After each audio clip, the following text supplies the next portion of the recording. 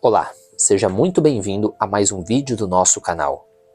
Hoje falaremos de um período que talvez todo mundo acha que conhece, a tal da Idade das Trevas.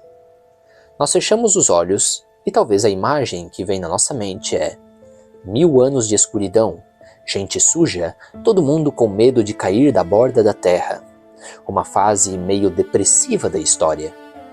E aí, de repente, alguém na Itália aperta um interruptor, a luz se acende e temos a Renascença. Um bando de gênios de macacão, como Leonardo ou Michelangelo, saíram pintando e esculpindo tudo, e a Europa então voltou a ser um lugar iluminado. Linda história, simples, direta e completamente errada. A verdade é que a Idade das Trevas nunca foi tão escura como dizem que ela foi. E a Renascença não foi um interruptor. Foi mais como um longo e lento ajuste de brilho na tela da história. E no meio de tudo isso, surge um movimento que mudou o mundo para sempre. Um movimento que está na raiz de como nós pensamos, de como nós estudamos e até de como se discute a política hoje em dia. O humanismo. Mas eu já sei o que é o humanismo. É valorizar o ser humano, os direitos humanos, talvez ser uma boa pessoa. Mas calma. Hoje, a palavra realmente significa isso.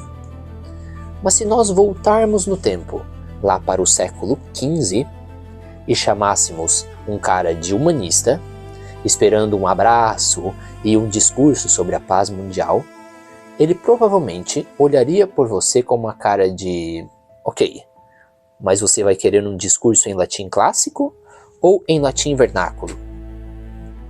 E aqui está a primeira verdade deste vídeo. A palavra humanismo, como nós entendemos hoje em dia, esse ismo todo filosófico, só foi inventado em 1809. É mais novidade que os Estados Unidos. As pessoas que nós chamamos de humanistas nunca se chamaram assim. Então, quem eram eles? Que raio de atividade era essa que eles praticavam e que foi tão revolucionária? O que este pessoal, essa gente que hoje nós chamamos de humanistas, realmente fazia? A definição é surpreendentemente simples. Eles simplesmente eram obcecados pela antiguidade clássica. Eram o fã-clube oficial da Grécia e de Roma. Sabe aquele seu amigo, aquela sua amiga que sabe a discografia completa de uma banda ou de um cantor, incluindo o lado B e as versões demo? Ou aquele seu primo que consegue recitar diálogos inteiros do Senhor dos Anéis em élfico? Eram eles, só que o ídolo deles era Cícero, e o álbum favorito deles era a Eneida de Virgílio. E essa obsessão, essa preocupação com o legado da antiguidade, tinha um método, uma receita de bolo em 3 passos, que eles seguiram com um fervor quase, diríamos, religioso. O primeiro passo era a caça ao tesouro. Os humanistas eram um tipo de Indiana Jones das bibliotecas. Eles se enfiavam em mosteiros remotos, perdidos nos Alpes, em porões de catedrais onde não viam a luz do dia há séculos, farejando manuscritos como um cão farejador atrás de trufas. Eles estavam resgatando vozes. Estavam trazendo de volta à vida autores que tinham sido esquecidos ou que só existiam em cópias raras e frágeis. A emoção de encontrar um texto perdido de um autor romano era o ápice da vida deles. O segundo passo era o trabalho do detetive. Encontrar um livro era só o começo da aventura. Pense, naquela época não existia a impressora. Cada livro era uma cópia feita à mão por um monge. Agora imagine um monge, o Frei Clodoaldo, copiando um texto em latim clássico. Ele está com frio, com sono, e a luz da vela está fraca. E o latim dele é meio ou bastante macarrônico. Ele troca uma letra aqui, pula uma linha ali, Depois de 10 gerações de monges sonolentos copiando a cópia da cópia da cópia, o texto original vira um verdadeiro telefone sem fio. O trabalho do humanista era ser o detetive, o Sherlock Holmes destes textos. Eles pegavam várias versões diferentes, comparavam palavra por palavra, usavam o seu conhecimento de história e de gramática e tentavam reconstruir o que o autor original, lá em Roma, realmente quis dizer. Essa ciência se chama filologia, e os humanistas eram seus mestres. E o terceiro passo era o mais importante, a ruminação cultural. Eles não queriam somente um texto limpo e bonito para colocar na estante. Eles queriam viver daquele texto, viver aquele texto. Eles liam sobre a coragem dos heróis romanos e se perguntavam por que os mercenários que lutavam pela sua cidade eram tão covardes. Eles liam os discursos dos senadores e se perguntavam por que os políticos de sua época eram tão canastrões. Eles queriam absorver a sabedoria, o estilo, a moralidade, a política da antiguidade e usá-la para consertar o seu próprio mundo. E essa obsessão vazou para tudo, para a arte, para a arquitetura, para o direito, para a medicina e, perigosamente, para a religião. Mas a pergunta que fica é, de onde surgiu essa obsessão? Ela apareceu do nada, como um cara chamando Petrarca no século XIV? Não, a resposta é não. A verdade é que a Idade das Trevas não foi tão escura, porque ela teve suas próprias mini-renascenças. E a primeira delas aconteceu muito antes do que nós imaginamos, lá pelo ano 800, na corte de um gigante barbudo chamado Carlos Magno. Pense em Carlos Magno como um diretor de uma mega corporação recém-formada. Ele tinha acabado de unificar a Europa Ocidental à força e precisava de um sistema operacional muito padronizado. E qual era o problema?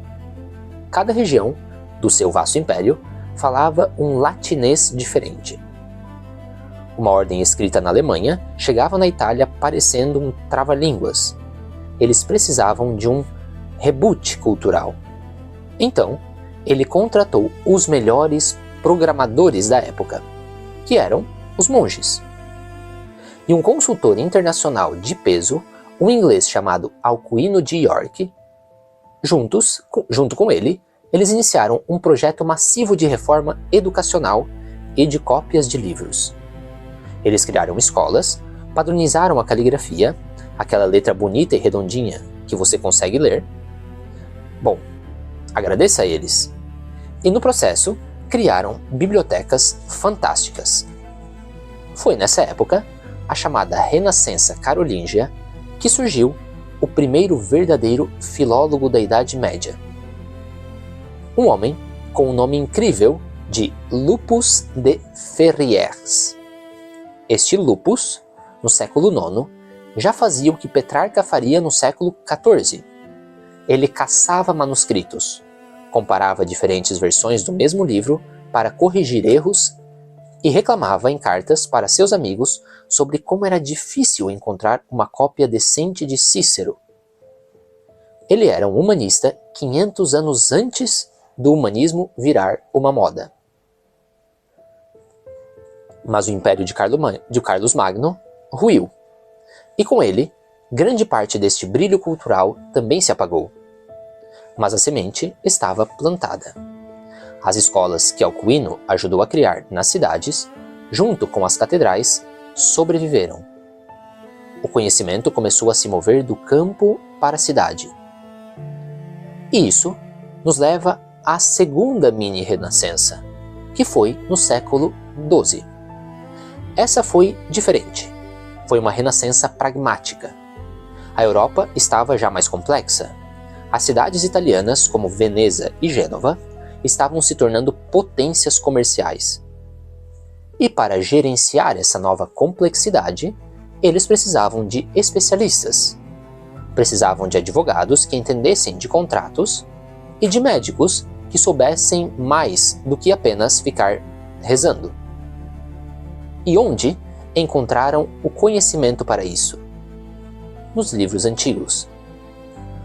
O direito romano foi então redescoberto e se tornou a base de toda a jurisprudência europeia. Os textos médicos gregos de Hipócrates e Galeno, muitas vezes preservados por estudiosos árabes, foram então traduzidos para o latim. E de repente, ler os clássicos não era mais um hobby de monge. Era o equivalente a ter hoje em dia um MBA de Harvard. Era uma formação profissional de ponta. A cultura clássica estava por toda parte. Tão por toda parte que começou a vazar para a língua do povo. Na França, começaram a escrever romances de cavalaria sobre Enéas, o herói de Virgílio, ou sobre a guerra de Troia. Aquiles e Heitor duelando, porém vestido com armaduras medievais e falando francês antigo. A cultura nerd estava virando cultura pop. Mas, mesmo com tudo isso, ainda faltava uma coisa. Um intelectual brilhante dessa época, como o inglês João de Salisbury, conhecia uma quantidade absurda de textos clássicos. Ele citava os romanos para dar conselhos políticos. Defendia a educação liberal. Porém, ele ainda era, no fundo, um turista de poltrona. Ele via os clássicos como um grande depósito de frases de efeito e de exemplos morais, mas não tinha aquela intimidade, aquela paixão, aquela consciência da imensa distância histórica que separava o seu mundo do mundo de Cícero. Ele usava os clássicos como uma decoração. Ele ainda não conversava com os clássicos. Para que essa conversa começasse, o cenário precisava mudar de vez, totalmente. E ele mudou. Não nas salas de aula de Paris, mas nos escritórios e tribunais das cidades-estados italianas. E a ferramenta que abriu essa porta não foi a filosofia, mas algo muito mais mundano, a arte de escrever cartas. Na Itália, a habilidade de escrever uma carta persuasiva, uma carta que pudesse selar um acordo comercial ou evitar uma guerra, era uma habilidade mais valiosa do que qualquer outra coisa. Era a habilidade mais valiosa do mercado. Os especialistas nisso eram os dictatores, ou mestres da ars dictaminis. E para aprender a escrever bem, eles foram beber na fonte os discursos e cartas dos grandes oradores romanos. Eles não estavam interessados na alma de Cícero. Eles estavam interessados nas suas técnicas de persuasão. Junto com eles, os advogados, mergulhados no direito romano, eram forçados a se tornar historiadores para entender o contexto das leis que estavam estudando. E na Itália, eles não precisavam de imaginação. As ruínas do Fórum Romano estavam ali, no quintal da sua casa. E foi da fusão dessas duas correntes, a retórica prática dos dictatores e a curiosidade histórica dos advogados, que nasceu o primeiro núcleo de verdadeiros humanistas. Em cidades como Pádua e Verona, um círculo de juízes e notários como Lovato Lovati e Albertino Mussato começou a levar este hobby muito a sério. Eles não só liam os clássicos, eles os caçavam, os corrigiam, escreviam poesias imitando-os e, no caso de Mussato, usaram uma tragédia em latim sobre um tirano antigo para mobilizar sua cidade contra um tirano moderno, sendo até coroado com louros como um herói romano.